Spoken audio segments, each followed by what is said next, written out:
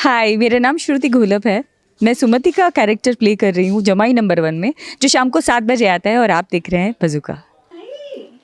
Blue skirt मैंने देखी है। माँ, यहाँ पे कुछ नहीं मिलेगा। Sorry, sorry. यही तो है, यही है,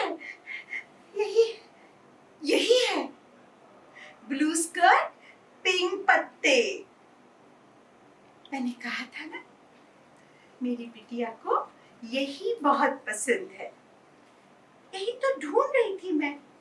ब्लू स्कर्ट, पिंक पत्ते, मिल गई। ब्लू स्कर्ट, पिंक पत्ते।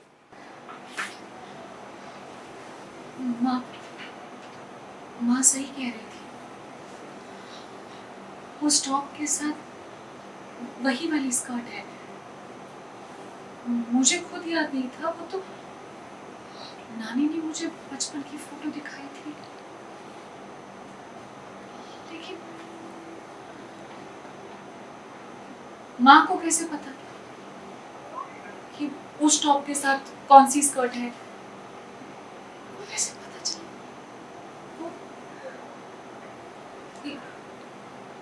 वो तो ये सारे कपड़े पहली बार देख रही हैं, लेकिन वो इतने कॉन्फिडेंस के साथ उस स्कर्ट को कैसे ढूंढ रही थी?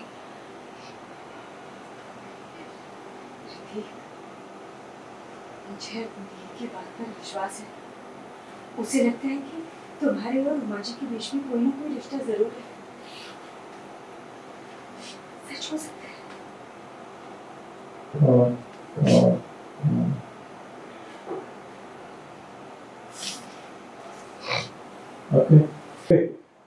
अभी अच्छा सीन के बारे में थोड़ा सा बताइए, क्या एग्जैक्टली हो रहा है, क्या कुछ ट्विस्ट एंड टर्न्स शो से? मेरा कंचन चुटवाने से बिल्कुल बनता नहीं है, 36 का आंकड़ा है। लेकिन अब मेरी बहू की माँ है तो थोड़ा झेलना पड़ेगा और उन्हीं के घर में रह रहे हैं। लेकिन मैं अपना तोरा छोड़ती नहीं हूँ, मैं एकदम पक्की मराठी हूँ और छोड़ना नहीं। और यहाँ पर एक नया ट्विस्ट ये आया है कि उमा जी करके एक लेडी आई है हमारे घर में, जिन्हें अडॉप्ट किया है रिद्धि ने, मेरी बहू ने, कि ये मेरी माँ है। अब मुझे ऐसा लग रहा है कि दाल में कुछ काला है। सच में मुझे और नील को ऐसा लग रहा है कि उमा जी और रिद्धि के बीच में कोई ना कोई कनेक्शन है जो कंचन छुपा रही है। And Kanchan has crossed line till now so many times. So I'm completely agree that she is the one, she has done something wrong. Yeah. But how to prove it and when to prove it, that's the catch. हाँ, तो वो तो जब तक serial चलेगा तब तक चलेगा।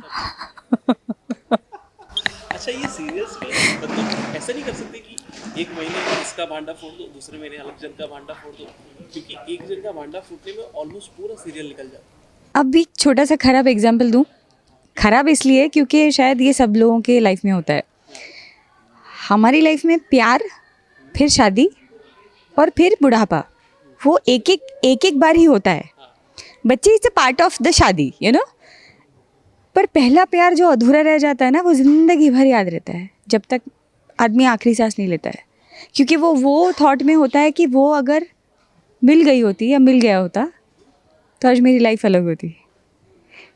तो कहने का मतलब ये है कि हर सीरियल की शुरुआत में जो 3 पात्र हमें दिखाई देते हैं, वो होते हैं लड़का, लड़की और एक नेगेटिव। वो एक ऐसी इच है जो ऑडियंस को उस सीरियल के आखिर तक ले जाती है। ऐसा मेरा मानना है। Can be completely wrong. If that each is completely correct and accurate, तो वो आपका सीरियल कहाँ से कहाँ ले जाएंगे। So that is the only secret. So आप, आई थिंक आप लोग भी अग्री कर रहे हैं उससे।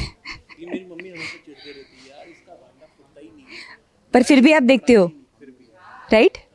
क्यूरियोसिटी बनाते हो ना आप लोग as an actor, it like remains.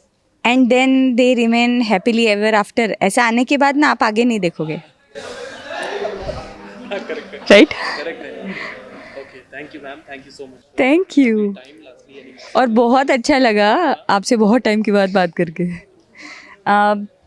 आप हमारा शो पहले दिन से देख रहे हैं। अब हमारा शो शाम को 7 बजे आ रहा है, जो रात को 10:30 11 बजे आता था।